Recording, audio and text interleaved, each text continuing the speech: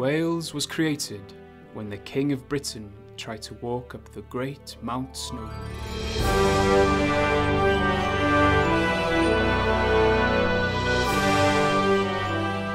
But he failed due to his severe asthma.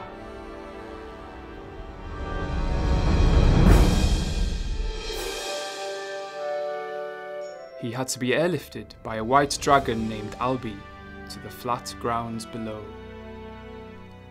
In his anger, he divided his kingdom and damned the mountain area now known as Wales. The king ordered Albi the white dragon to be a gatekeeper, but Albi terrorized the locals with his fiery breath, and he flame-grilled all the livestock. A red dragon, also known as Griff, was returning from his package holiday in Benidorm. Griff peeked out the window and saw Albi terrorizing a village of folk singers. Griff leapt out of the plane and descended upon Albi's terror. The villagers rejoiced, but this angered Albi to spark off what is now known as a legendary battle.